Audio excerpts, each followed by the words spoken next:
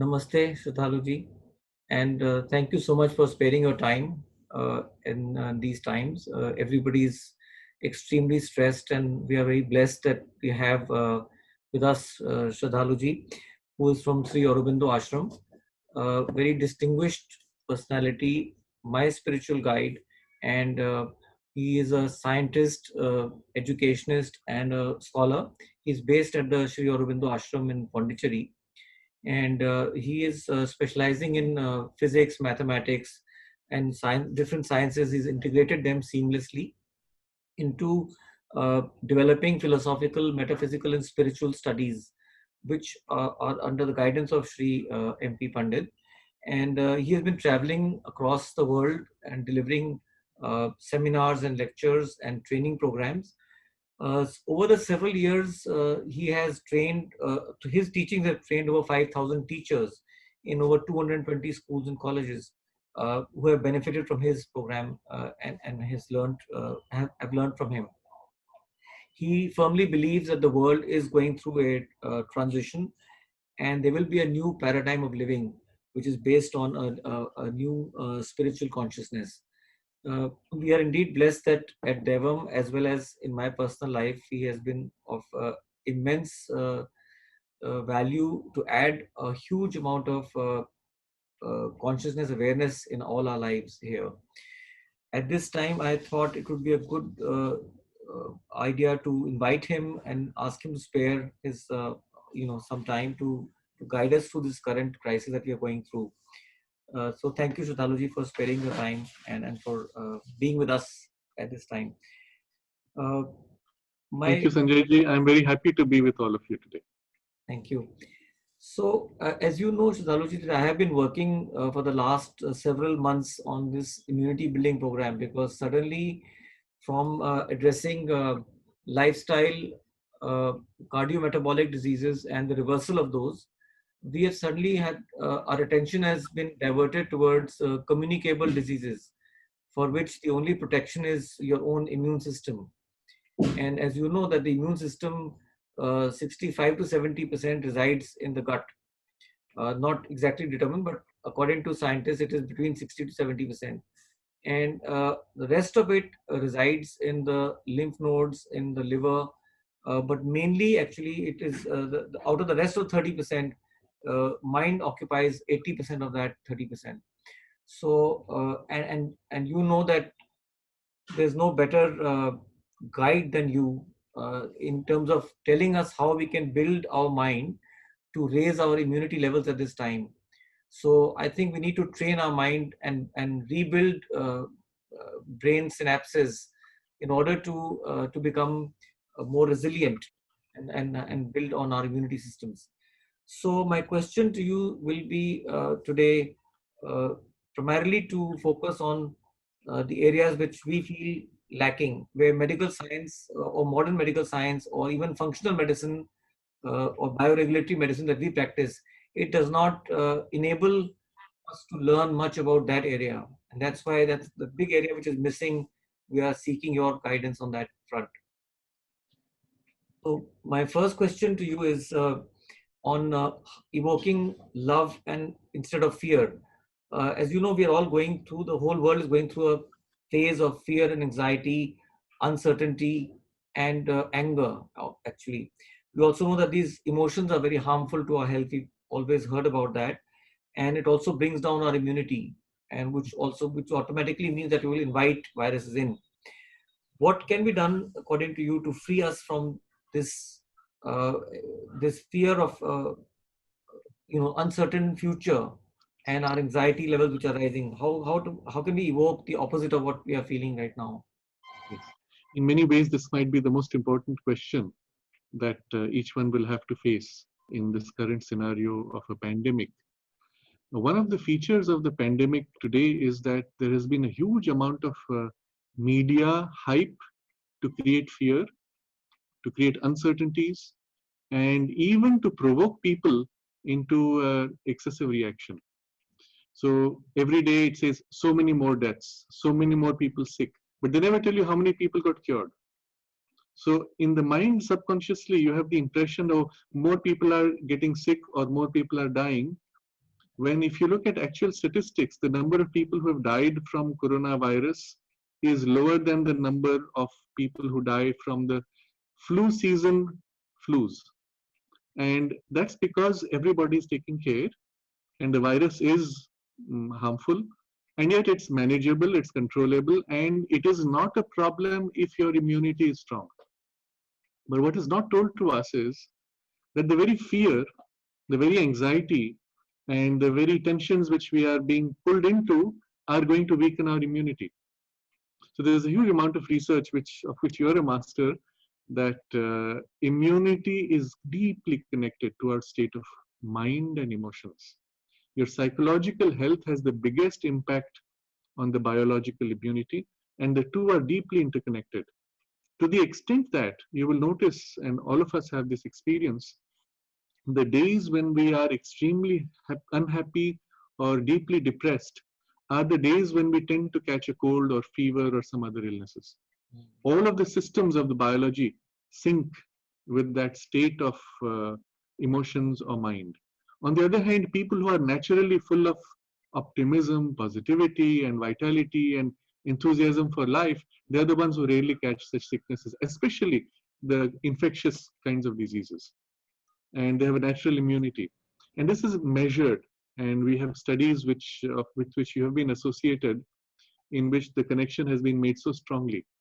And what is interesting is, you might be low, but if somebody is high energetically, they can transmit their energy to you, give you an energetic high, and during the period of your high, your immunity becomes raised also. And then it can drop with your emotion dropping immediately. Interesting thought. It's because people who are going through the periods of stress and anger and uncertainty, and if you ask them to suddenly change their thoughts or start thinking the other side, they can't. They say, I've lost my job, I've lost my business. How do you expect me to change my thoughts overnight? Exactly. So the There challenge today for us is really the challenge which life always throws at us. Whenever we have a problem, how do we face the problem? You see, in school, they taught you how to do certain procedures. And those procedures everybody does in their business. Let's say you've been to management school, you've been taught procedures, you apply them. But they never taught you how to manage your emotions or your thoughts.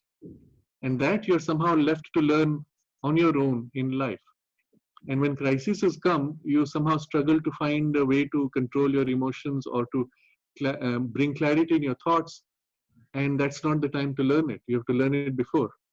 And ideally, our educational system should have taught us this, but it's never too late. And one of the results of the pandemic is to make us face this reality that most of us, even today as adults, have patterns of thought and emotion which are not different from what we had as children in kindergarten. When we get upset, we react like children in kindergarten. When we get agitated, our fear and our inability to control thought or emotion is no different from most animals who are driven by instinct. It's part of our animal programming in the biology, and we have not worked to separate ourselves, to free ourselves from it, and to acquire some mastery. So the first challenge before us today is this. In the face of this crisis, we have to learn to first control, redirect, and eventually to master both our emotions as well as our thoughts. And these two, when we are able to basically control, we will find not only we can be effective in the midst of the greatest crisis, but equally it has the result on our biology to make our body immune. Not only immune, but even lift it and make it free of sickness to a great extent. Because most sicknesses you will find are deep, have their roots in our psychological states. But this is where we have to start now. How do we do this? And this is the big question. So two approaches to be able to manage your emotions. I will not even say control, just manage initially. Two approaches exist. One of them is the Western approach, and the other is the yogic or Indic approach, I will say. So in the Western approach, you'll find they say, oh, let it out. You're angry, so let out your anger. And even they used to teach you to take a pillow and beat it until you're exhausted. Now, it seems at that moment to be effective because, well, you have let out frustration, you're exhausted, and now the anger is gone. Actually, it's not gone. It's only you've lost energy for the anger to sustain, and the anger itself remains, or rather, you've created a groove for anger to explode the next time more easily. Whereas from the yogic context, we will say you must first restrain. By restraining, you're giving a chance now to create a new pattern. And so you have frustration, you have anger, you have fear. What do? Instead of wallowing in it, instead of flowing in it, you first hold back. If you cannot hold back, at least you detach from it, and you find that inside you there's a part or a layer which is not angry, which is not upset, which does not have fear. It's quiet and calm. Well, just become aware of it and lean for support in that. First step. The second step you do, instead of fighting the negative, which never works, you support the positive. You cultivate positive thoughts, optimistic emotions, and visions of the future. So let's say we are told, and the media exaggerates this to say 6 months nothing is going to happen. No, of course it will not happen in 6 months. It will happen much sooner. But start thinking of what it will be like. And if you think it will be 6 months, fine. Think of next year. 1 year from now, when everything is back to normal, how you will do, what lessons you will have learned, how much you'll have grown.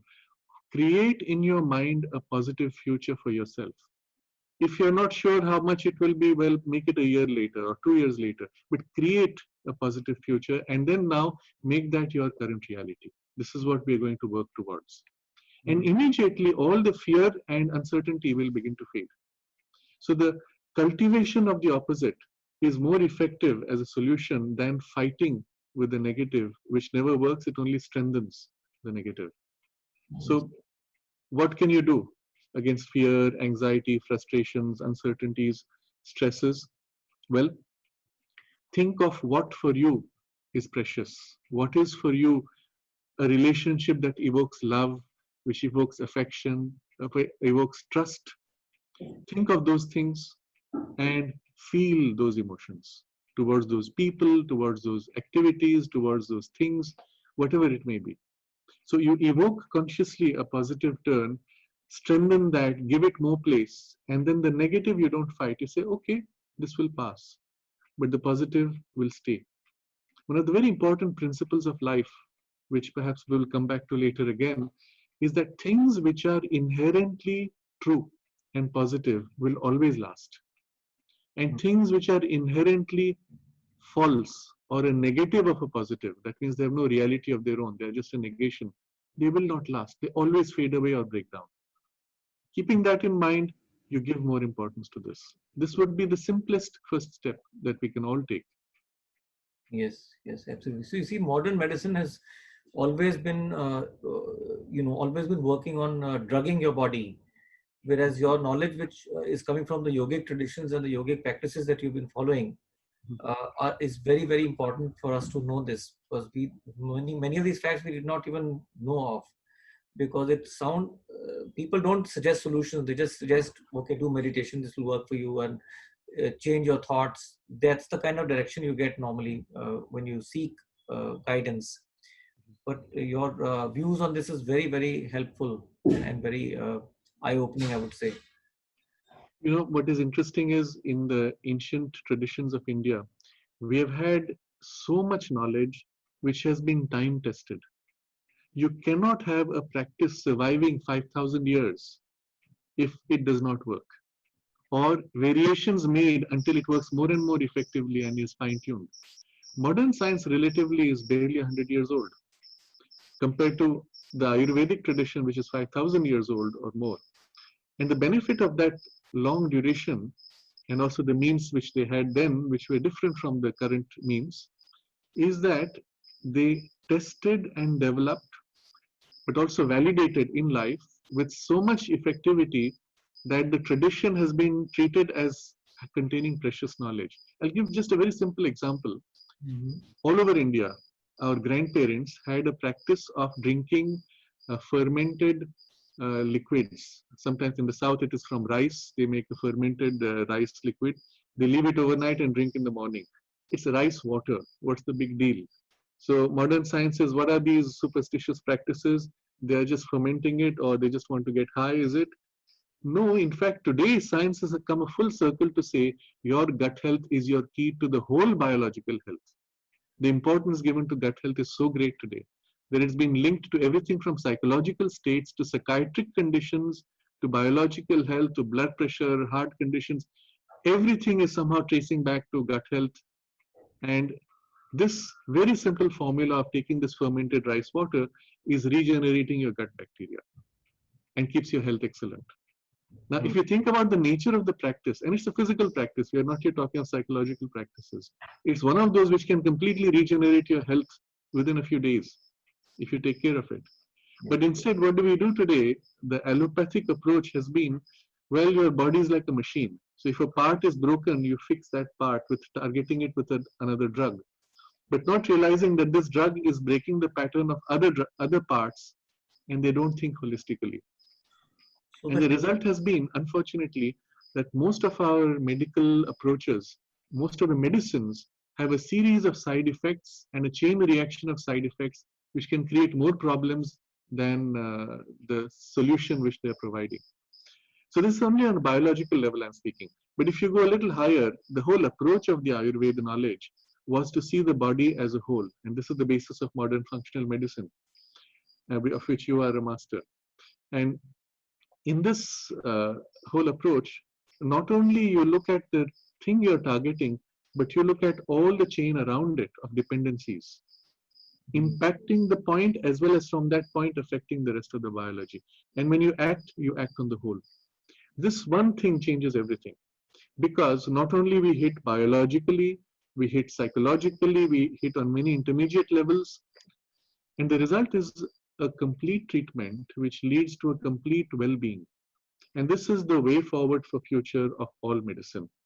And you can see allopathy in a very slow way is turning towards this kind of thinking and this kind of application, but with the benefit of validation through microscopes and long studies and clinical studies and things like that. The same knowledge which was already there for us. So from the yoga knowledge, from the yogic perspective, we will say the biological state, psychological state, and the spiritual state are intimately interconnected. I will just give one example of what I mean by this. A lot of people who have serious physical ailments which seem incurable, you give them a medicine, for a while they seem to improve, and then suddenly they collapse again. One of the common chronic type problems is of fibromyalgia or things of that nature, which seem to respond at first to some medication and then suddenly they stop responding. Why is that? Because as we observe in the chain in the biology, the whole chain of the problem goes certain key hormonal functions which are rooted in the brain, controls are in the brain, and they are affected by a state of thinking. And suddenly you realize that fixing it biologically is not enough if the psychological pressure is going to reverse the benefit of the biological change. Now we go one more step. Why is your psychology going into that problem? And you find behind that one more layer, which I will call spiritual, where you have a sense of identity crisis. Either I feel I don't know who I am or what I want to do in life, or I suddenly feel everything I'm doing is meaningless because what I need to do is something fundamentally different, or I realize I'm living a fake life. This is not who I am. This is not what I want to do. There's a disconnect between a deeper spiritual identity and the superficial social identity that we have cultivated or falsely created or which was imposed on us. And that disconnect is creating a chain which causes psychological problems, including depression, which leads through the chain all the way down to biological problems. So eventually one has to align all three. Otherwise, you will never manage to get a complete and lasting cure. And that's why one of the key issues of functional medicine is to look at the psychological conditions in which a person lives and their value systems, and even to engage with that. You have a lot of experience with this. I'd be happy to hear from you a few examples. A lot of our whole system actually has changed after we met you, because we were so far focusing a lot on learnings that came from the Western world in functional and bioregulatory medicine. So yes, modern medicine has always been addressing the weed and not the terrain. They never looked after the terrain. They were only addressing the weed. Like you said, they will attack a certain part or a certain bacteria which is infecting you. Uh, but our whole psychology changed when which we learned from the Western world in terms of functional medicine, was to fix the body and to fix the psychological elements that are encompassing the physical body. But when we started to work with you on this whole psycho-spiritual roots of physical manifestation of the disease, we understood and realized that there are deeper roots than just what we see apparently. And today, what the modern doctors are seeing is just the physical body. And even if you go a step beyond, the psychiatrists and the mind doctors and the neuroplasticity doctors, they are addressing issues which are pertaining to your psychological makeup and your brain. But in reality, as you said, until all the three are aligned, which is almost like the chakra system that we follow, and if it's not all in one alignment, then there will be dysfunctionalities and there will be aberrations that will happen, that will always take place. So our learnings have changed a lot when we started integrating all these three things. But let me ask you another question. If we move on, sleep, as you know, is very essential for cellular regeneration. And when we go to sleep, we move from alpha to theta to gamma waves and different states in our brain. Modern research is revealing that meditation can be very, very effective, or even more effective for promoting sleep or restoring health and therefore promoting immunity. How does this work? What can we do as a practice to harness the power of meditation for enhancing our quality of sleep? Yes. It's interesting because more and more modern medicine is recognizing that those who meditate or have deep practices similar to meditation have a stronger immunity. And there are now clinical studies which create this association, and they of course recommend go ahead and do some mindfulness or meditation practice, etc. But the linkage or the manner in which the two are connected has never been explored sufficiently, or they don't have a model in which the linkage can be understood. Whereas from the yoga tradition, the model of the human being and of reality shows us the continuum between these two and the rationale for why this happens. So let me put it in very simple terms. You notice one thing, that the regeneration of the biology and the cells of the body takes place not during daytime when you're awake, it takes place during sleep. But not during all of sleep. It takes place maximally at the time of your deepest sleep. And what does that mean? It means something is happening at the time of deepest sleep when your consciousness goes to its deepest roots, and from there returns regenerating the whole body. Literally from the triggering of the regeneration of each cell and the organic functioning and the harmonization of the cells and the organs. In other words, the pattern of newness, youth, I will say, anti-aging, as well as the pattern of harmonizing influence, both are coming from that deepest poise of sleep in which you're most distant from your surface awareness. What happens during meditation? You go deep. Of course, there are many kinds of meditation. There are also superficial meditation practices and there are deeper ones.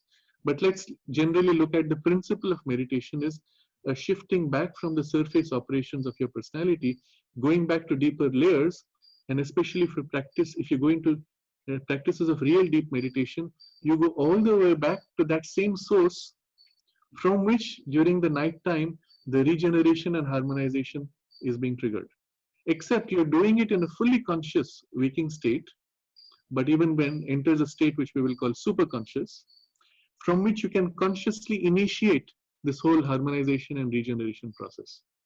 So the result is what they find in clinical studies, that those who are deep meditators and practitioners of such traditions, they tend to be more young biologically. They tend to have stronger immunities. They tend to be more resilient in the face of problems and conflicts, because the power to harmonize and regather and face any disruptive influence is stronger. But where is it coming from? It's not coming because of the manner of the practice. It's not a technique. It is the state to which you attain, which has the inherent power to regenerate. Because our entire personality comes from there or is formed from there. It's like going back to the root point from which the whole process began, in which the oneness of the whole process is held, and therefore the harmony. You go back to that state of consciousness, and from there, when you project that influence, everything falls into harmony.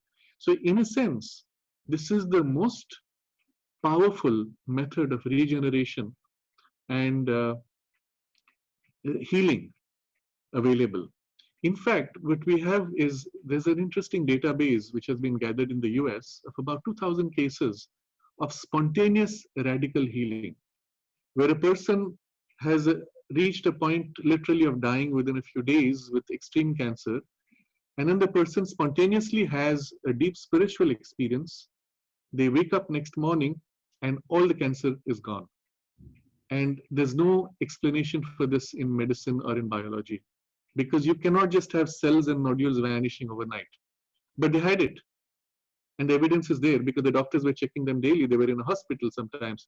So they were monitored all the time. And just one overnight sleep in which they had a radical spiritual experience followed by a radical biological healing.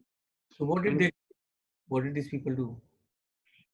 Many of them didn't do it consciously. But what we look at, what they were doing as a practice, they were praying intensely.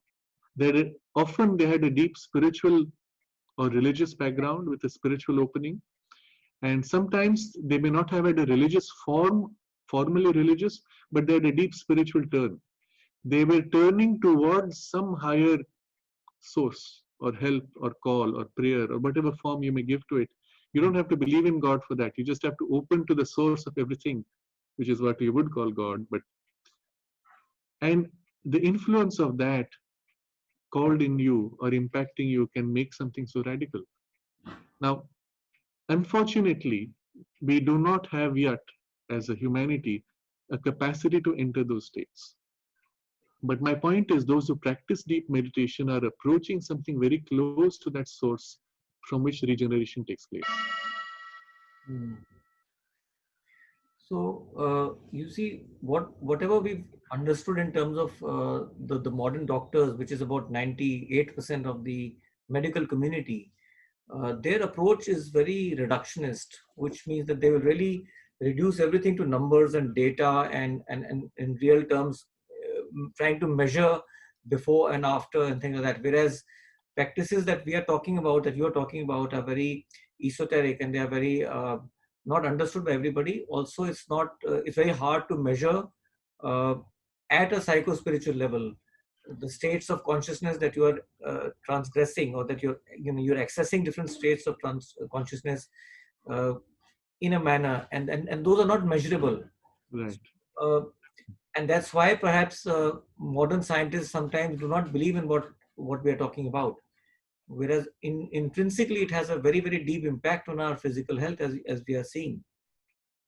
So what is fascinating is that while the approach of modern medicine rejects psycho-spiritual dimensions because they started with the assumption that we are just a biology, in practice, they have faced this reality so often that they have to take great pains to remove this reality from their world.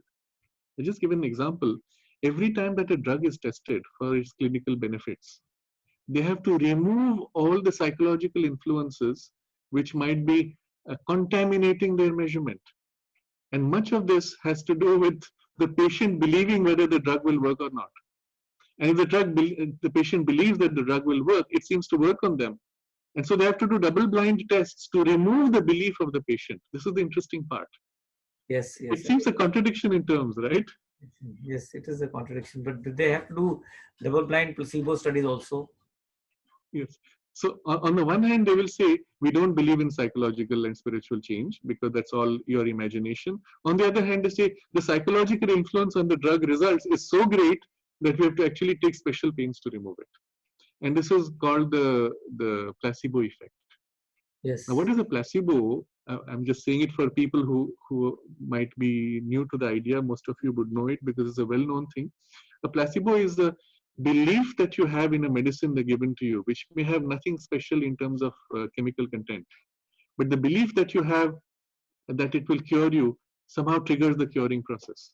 And what is interesting is if you take the typical number of patients going to a doctor in the normal life, in routine, what we find is 80% of the illnesses can be cured by the placebo effect. That is, if you take a normal GP doctor and watch all the patients coming in, and 80% of the patients, let's say all of them are given a sugar pill saying this is the medicine which will cure you. Well, 80% of them will go back with a full cure. And that says something extraordinary. It means your participation in mind and heart in the taking of the medicine can actually decide whether the medicine will work or not. I'll give an example now to make it concrete to you. Let's say you are sick. Let's say you have a fever. And the doctor comes to you and says that, well, I'm not sure if your illness can be cured, but let's give it a try. Here's a medicine, try it out. Let's see if it works. And you take the medicine, do you think you'll be cured? You can say straight away, no, I don't have confidence in this doctor or this medicine.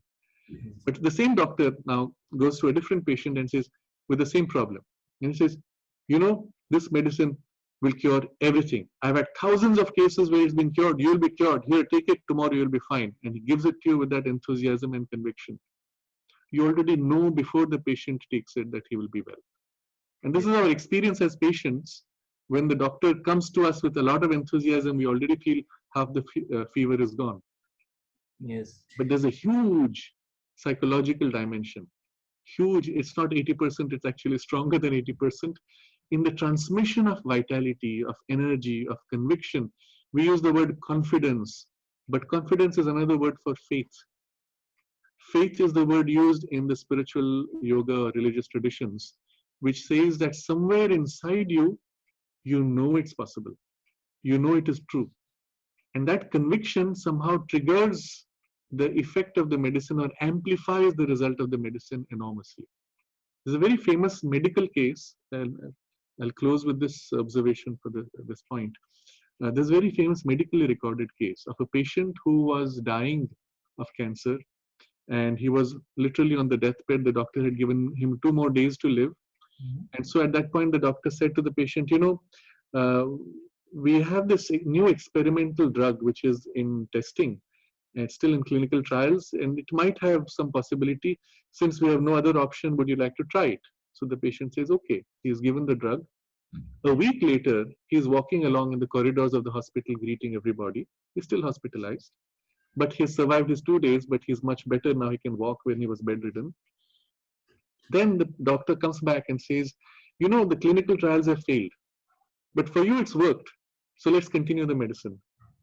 And 2 days later, the patient died.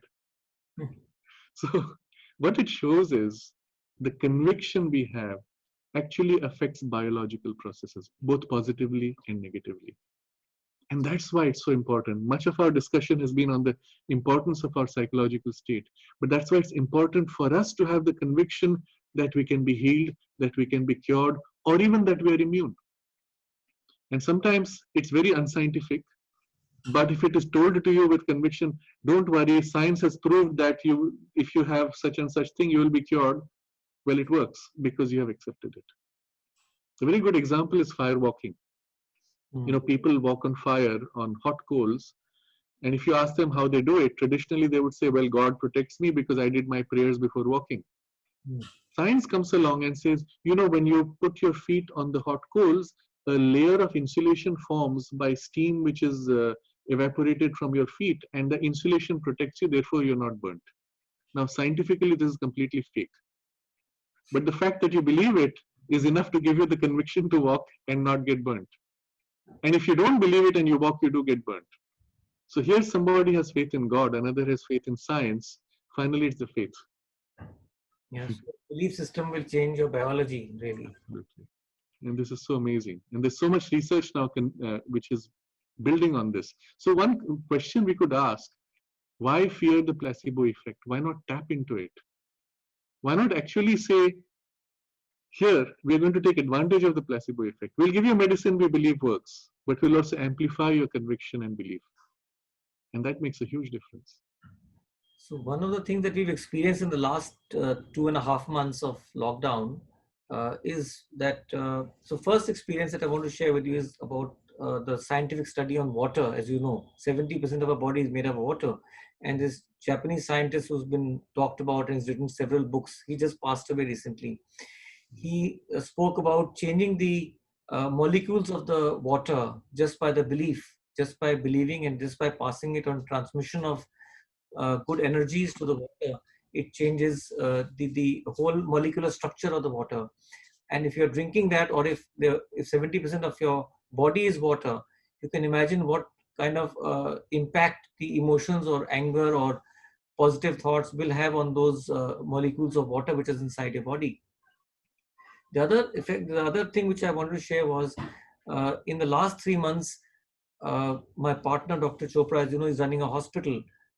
We had he had about 80 to 90% lesser people walking in for non-COVID diseases, because his is a non-COVID hospital. And this is the case with all modern hospitals today, because people have been focusing in this month, in this 2.5 months, on themselves. They eat good food. They are focusing on meditation. 70% of our clients have called up our cognitive behavior specialist or our mind doctor to understand how can they change their emotions and thoughts and beliefs in order to combat this the sitting at home.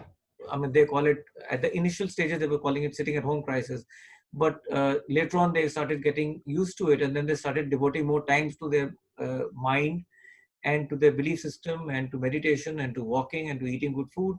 And that resulted in they're able to handle their medical problems temporarily for that period of time, and then they didn't need to go to hospital. And now when everything is opening up, they're saying, thank you doctor, we don't need to come, we are feeling much better. So this is right here in front of you, just 2.5 months, 80% drop in patient footfall into a hospital, because people are actually getting better.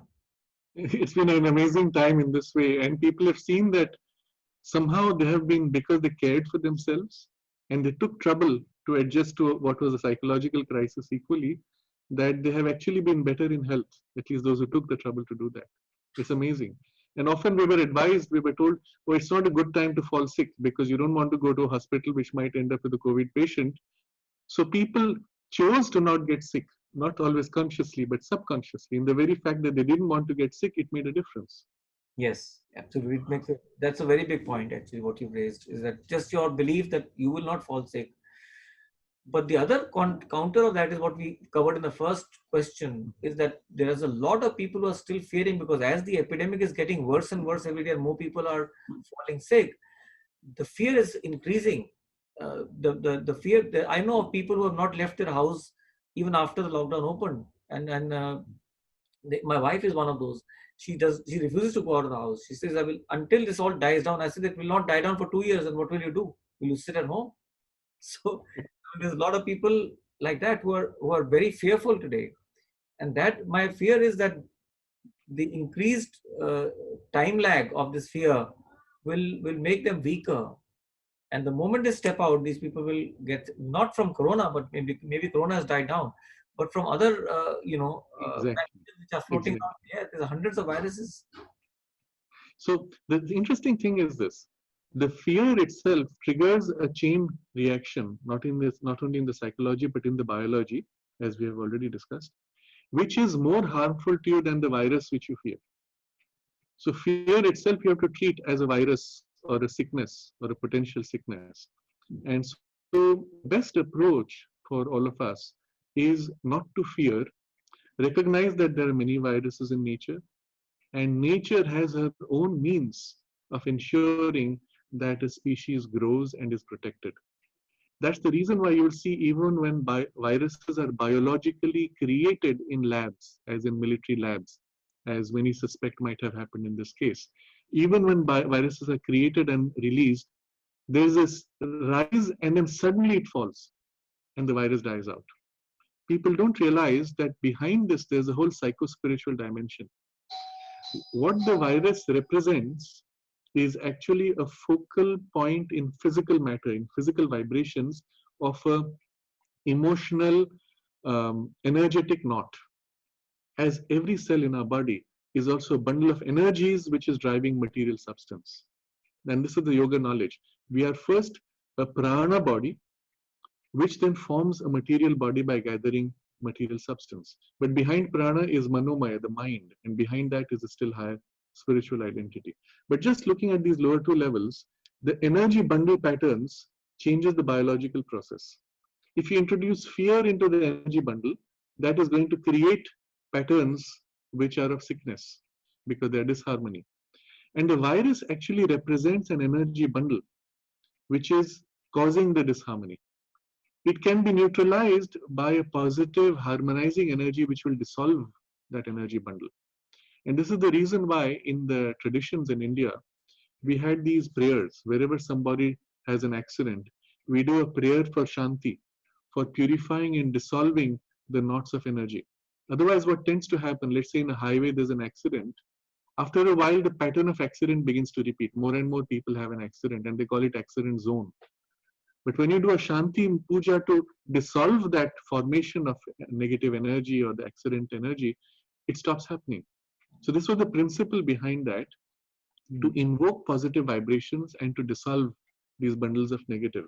There's a very interesting, many studies of this in this direction. Unfortunately, they are not well known, that during certain times when they did certain havans, there was an immediate effect of dropping of bacterial content in the air in the surrounding region, not just where the air from the havan spread from the fire, but in the surrounding region there's a drop in the content of bacteria in the air. Or where people have done prayers in a city on a fixed day, that week or at least on that day, the crime rate in the city dropped. Now you may be doing the prayer here, but the vibration is spreading in the people because we are transmitting energy and thought. Or you create a vibrational change here and there's a ripple effect which affects the bacterial count. It's a physical measure. Now imagine where you will have the maximum effect. Let's say you're putting out positive energies. Which is the part of the world which you will have maximum effect, which you are carrying with you all the time? Your body, your tissue, which is always steeped in your thoughts, in your emotions, in your state of consciousness, in your ideals, or in your negative thoughts. And you're constantly bombarding your body with negative thoughts and creating negative patterns, which actually appear as viruses or bacteria.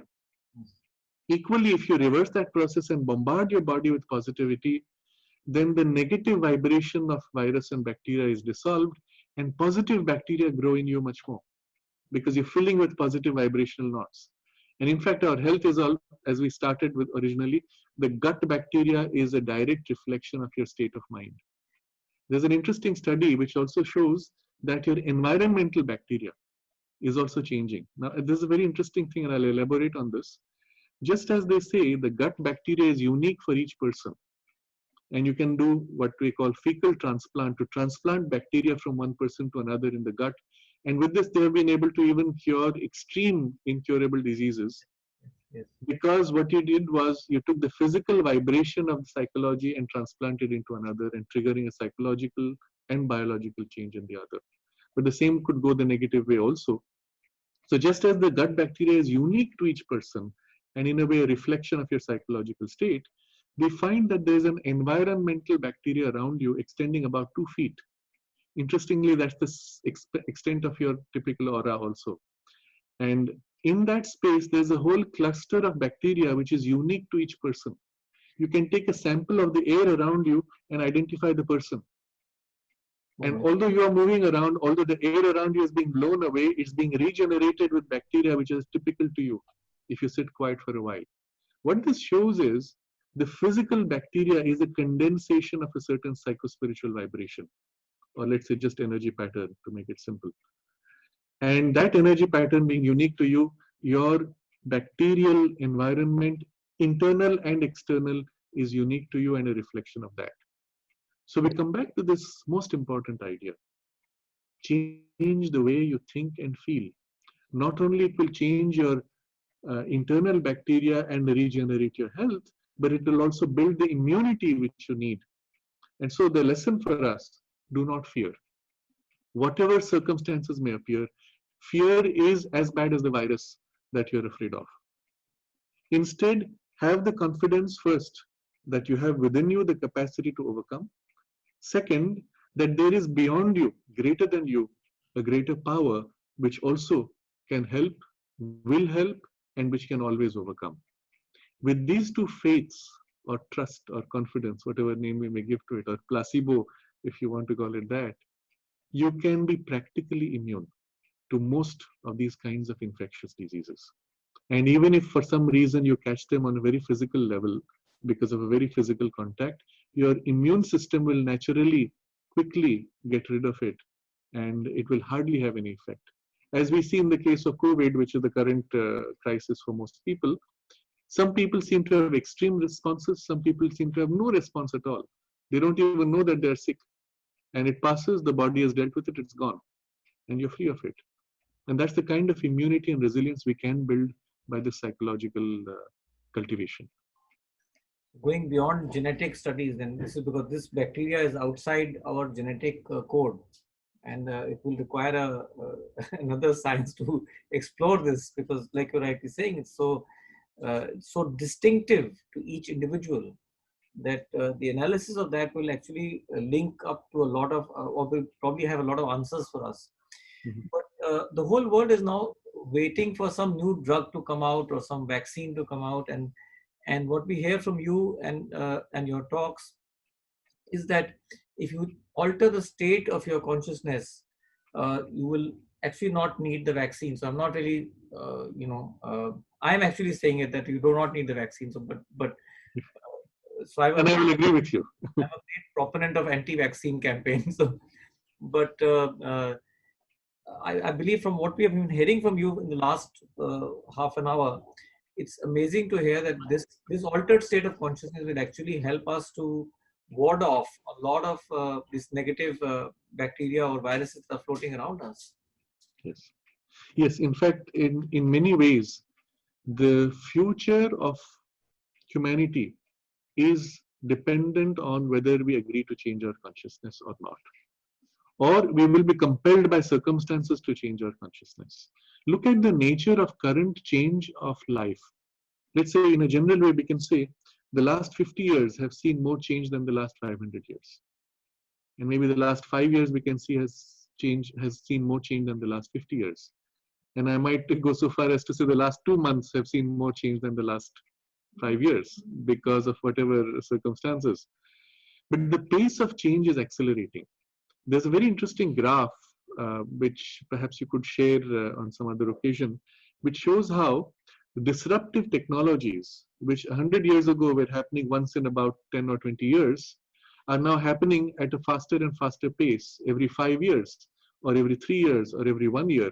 And they're all climbing. There's a graph which shows all these lines of disruptive technologies, all culminating to a point which is in the immediate future. And what this shows is there's almost as if an evolutionary push compelling humanity to grow, to change or collapse. Literally. If you do not change, you cannot survive and you break down.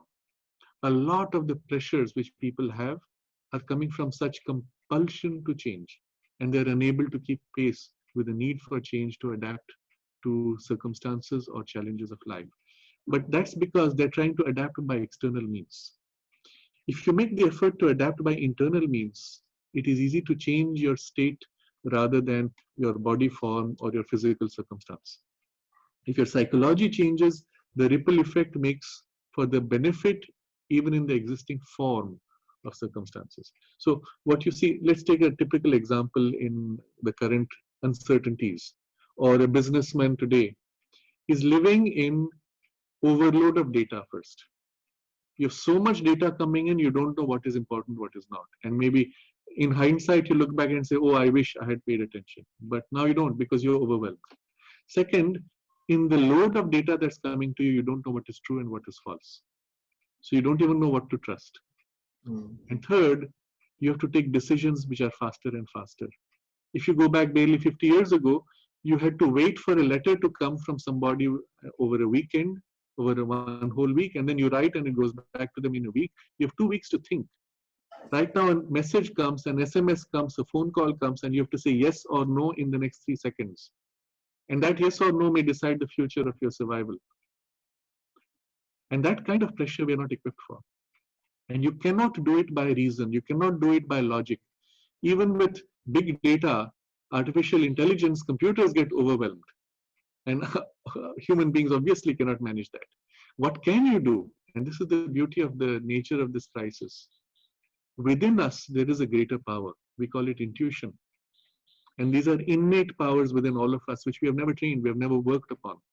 And that intuition is able to cut through all the clutter and point straight to that one thing which is necessary, precisely showing you what needs to be done and how sometimes.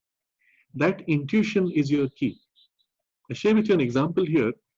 This is actually an experiment done. They had a meeting of about 100 CEOs, and everybody was given an envelope, which was sealed, and they were told to guess the number in the envelope. And it's a very silly exercise, apparently. So each one made their guess. Later, they did a study matching how close a person was to the actual number in their envelope with their performance in the last 1 year. And they found the CEOs who guessed most closely the number were the ones who had shown profit in the last 1 year, and the ones who were way off from the actual number were the ones who had shown losses. Meaning, your actual success in business is the result of your intuition cutting through the clutter to show you what's the next step, what you should do, in spite of contradictory or false information. And so it's as if through this challenge of life, nature is compelling us to develop or rely upon our own deeper and higher faculties. And that means we have to grow, we have to evolve spiritually in consciousness terms. And I'm going to suggest for all of our viewers a basic practice to do for this purpose. First, step back from all the clutter and confusion of your day. Yes, spend the time to analyze and study and do all your analysis and get all the advice you want from 100 people. Then you step back and cut away from it all. Come into a poise of silence where you're completely alone in stillness and silence. And when you're fully settled there, at that point, ask for the right guidance, ask for the help. Whether you have a conscious sense of a divine presence from whom you ask, or just you open to the universe or your own higher self, the way you articulate is not important, but you're turning to a greater knowledge and a greater consciousness, which is yours, which is you in a higher state. And ask for the guidance of knowledge and the strength to act correctly. And then wait in silence, with no thought, with no preference. And wait until very quietly, very gently, some sense of clarity comes within you. It may not happen immediately at that time. It may happen over a few days, but then you wait for it. Later, as you develop this capacity, you will find you can turn quietly, ask, and there is an insight immediately, often within a few seconds, within a few minutes, depending on your quietness. But it's very important that you consciously cut off from everything else and remove your own personal preferences. Because if you have a bias, I really wish this, or I like this, I don't like that, then the intimation coming will be covered by your bias. So it's a training to practice to be completely detached and equal in a state of silence and wait, asking for the help.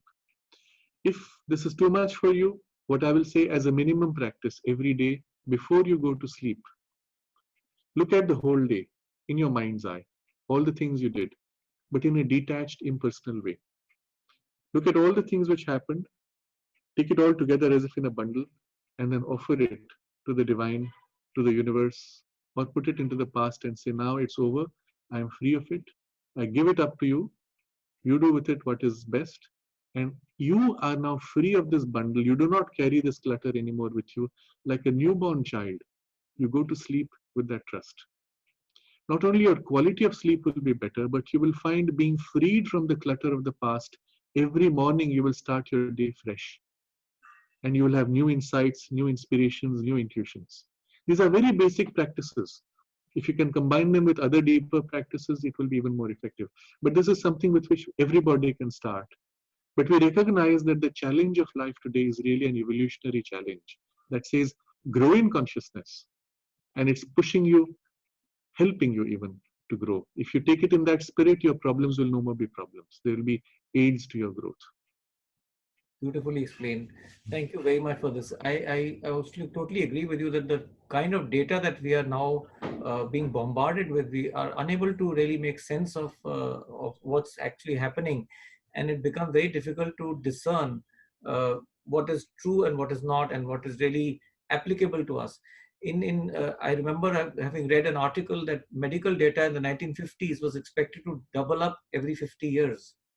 In the 1970s and 75, when internet came up, they said that the medical data will double up in 20 years time, so you need to catch up. In the year 2000, they said medical data will double in 10 years time. In 2010, they said that all the medical data that exists will double up in 5 years. And in 2020, beginning before this crisis, there was a NHS UK data released that medical data is doubling every 3 months now. Wow. So how Wow. can anybody keep pace with it?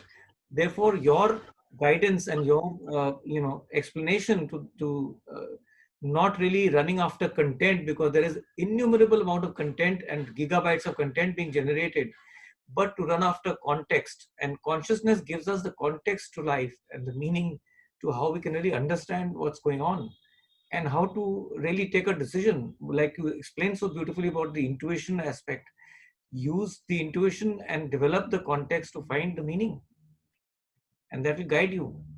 So tell me one thing, my last question. I didn't even realize how we've passed time. Many spiritual leaders have always emphasized the importance of surrender to a higher self, and to a higher or divine consciousness.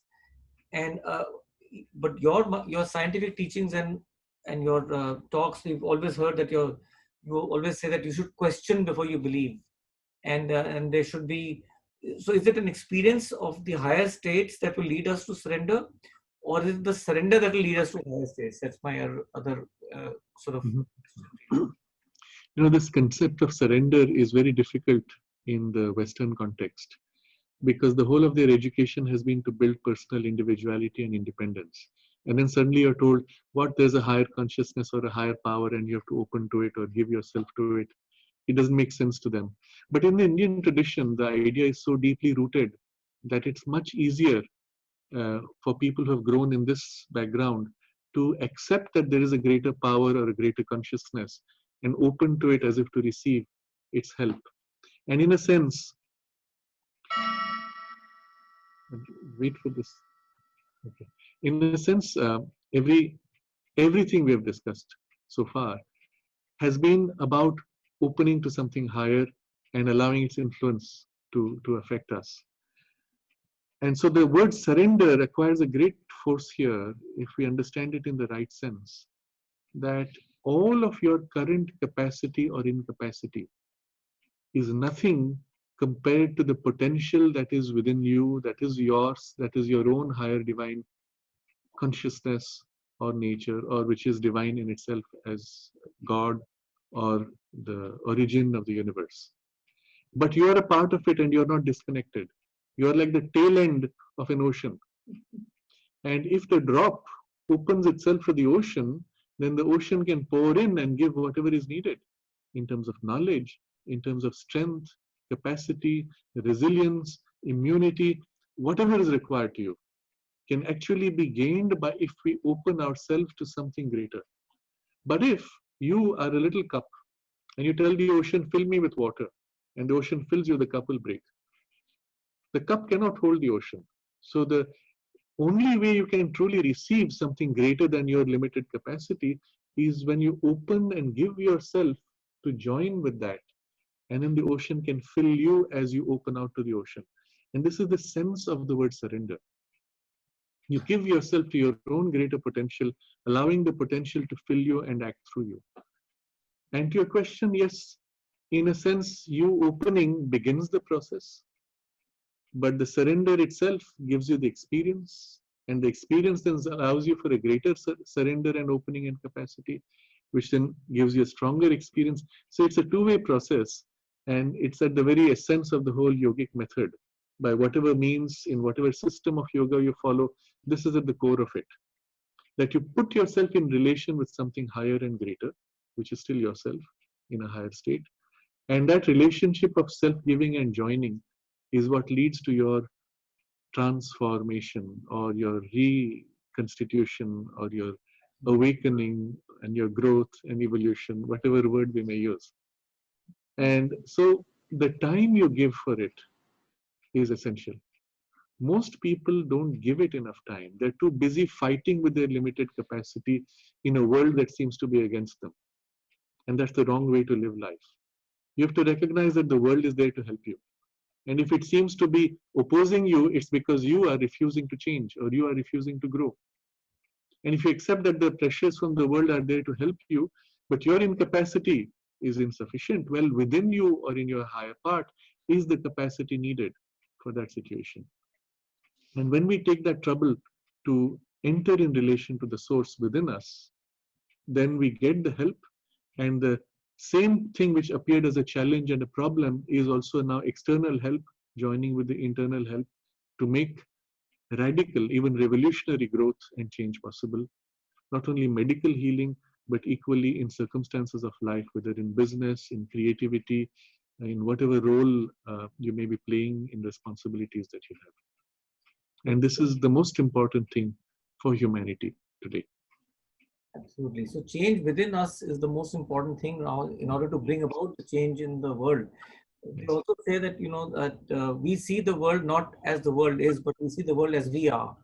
Yes. And we are able to change ourselves, then the perspective of the world and the world itself around us will change. Yes, absolutely. In a way, life is a mirror. You see in life what is within you. So if you're by temperament somebody who's always doubting and untrustworthy, that people cannot trust you, you will think everyone else is untrustworthy. If you're temperamentally trustworthy, you will trust everybody, even to a fault. And that's the normal pattern. But also that circumstances of life reflect your internal states. If you're rigid and blocked, you will come up with problems which will hit you and hit your rigidity. So if you look at your circumstances, you will find they are always reflecting your condition. And if you make that change within you, the circumstances also have a ripple effect and change. And that's why we will conclude by saying that the key is within us. Whether it is for change, for your evolution and growth, whether it is for overcoming health and developing immunity and curing yourself of disease, or whatever you may choose, the key is always within you, but it is not you. It is your deeper and higher you. That is your source within to which you have to turn, and that's the key. So Swaparivartan leads to Vishwa Parivartan, right? Absolutely. Or as Sri Krishna puts it also that you have to become Swarat before you can be Samrat. To be emperor of the world, you must first be master of yourself. And to the extent you can master yourself, you will master your circumstances. Fantastically. I have always said that, if you may allow me to say this to you, that I always say that the wisdom that you have, I describe you as a person with, so memory without emotions is wisdom. And you're a person who has had this amazing memory stored in you, for I don't know how many ages and how many lifetimes. And that's all stored, and you have not attached your emotions to it. And the wisdom that you've acquired has benefited so many thousands of people. The knowledge that you have is absolutely amazing. It's heart touching, and we are blessed, and we are actually feeling very enlightened with all this information that you've shared with us. Really, really, thank you so much for your time and for your. Thank you so much. And I want to say a word also of appreciation for what you have been doing. You have created what is India's largest facility for functional medicine with everything available under one roof. And it is a dream come true that something so concrete and so accessible is being created. And I hope that this grows to spread all over the country and revolutionizes the approach of medicine in all of India and all of the world eventually. It's our attempt. It's a small effort we're doing, and under your guidance, I hope we'll be able to get there. Thank you. Thank you so much. Thank you. And happy to meet all of you. Namaste.